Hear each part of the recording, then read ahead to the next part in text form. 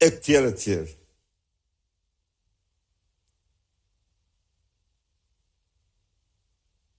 Një shkrim i gjatë i një profesionisti të përgjegjshëm, ndërkombëtarisht të njohur në këtë fushë, nxjerr në pa të gjithë shëmtin e mashtrimit Rama-Begaj, Begaj-Rama,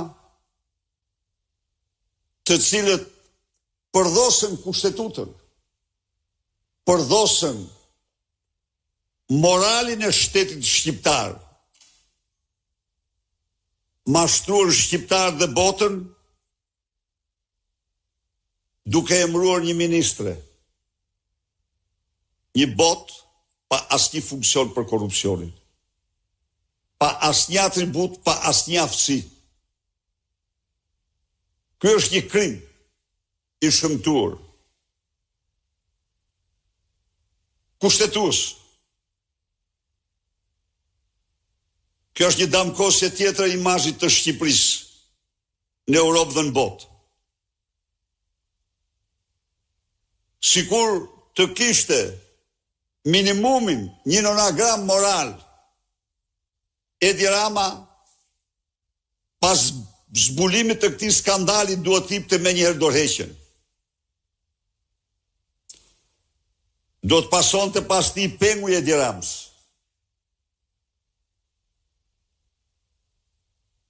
Haram-Begaj, por të lidhur në krim njëri me tjetrin, asnjëri nuk pranon të jap dorëheqjen.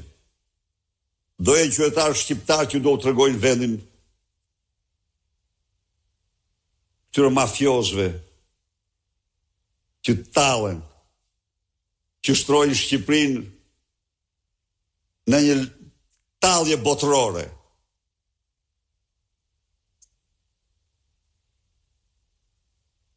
Mediave do të nisim artikullin e plot, studim, se si ky ekspert i fushës, duke analizuar me seriozitetin më të madh të gjithë pretendimet, mashtrimet e Edi Ramës dhe të qeverisë së tij, nxjerr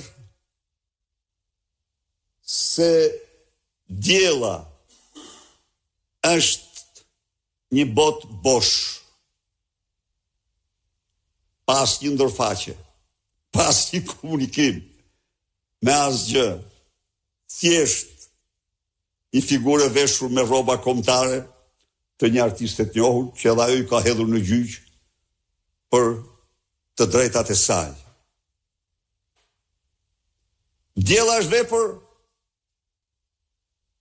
e grupit më të rrezikshëm strukturuar kriminal,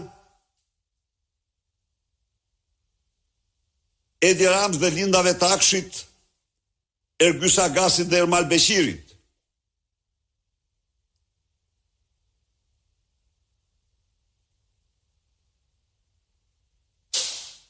Turpet tilla kombëtare nuk kryen as kërkush, as i kryeministër. Edhe një herë, diella është një bosh blof pas një funksion. E falenderoj shumë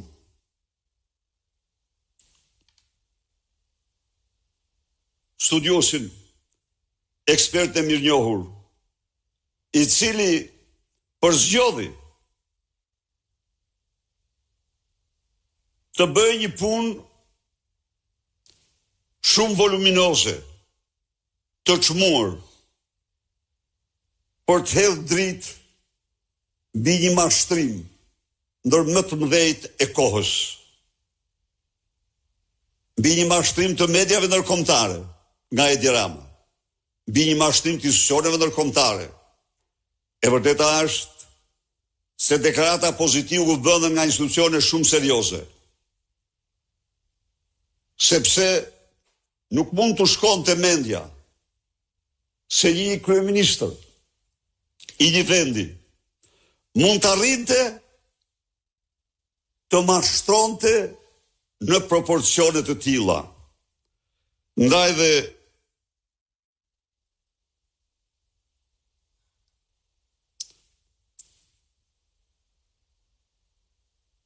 ky studim do të publikohet, do të shpërndahet në të gjitha mediat dhe u bëj thirrje mediave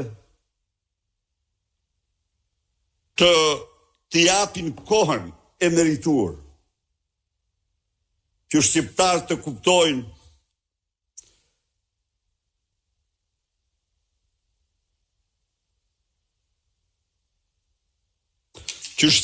të kuptojnë ja ku është studimi,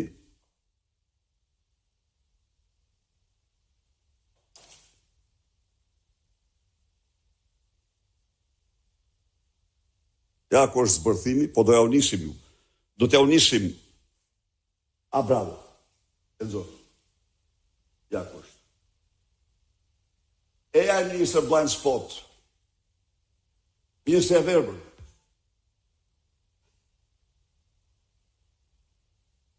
Se si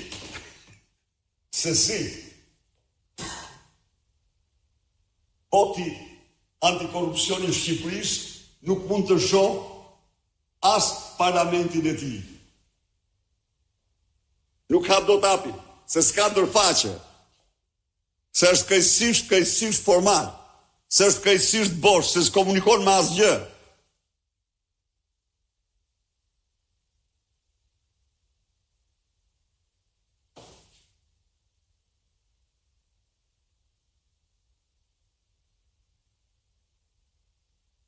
Gjithçka e bazuar në trillimin dhe mashtrimin. Ministrja e Harambegës dhe Edi Rams faqezisi këta nuk ka toka, që japin vendin një turp të tillë. Ministre, urdhop, se çfarë është qeveria për Edi Ramën dhe për Harambegaj. Meritojnë çdo epitet, po nuk do prishgojnë. Por akte të tilla se në realizuar në asnjë vend të botës. Nuk i ka bërë asnjë diktator. Nuk ka bërë asnjë autokrat. Në vendin më të lartë të planetit. I bën Edi Rama dhe Harambegaj në Shqipëri, vendin antar të NATO-s, vendin që aspiron të integrohet në Bashkimin Evropian.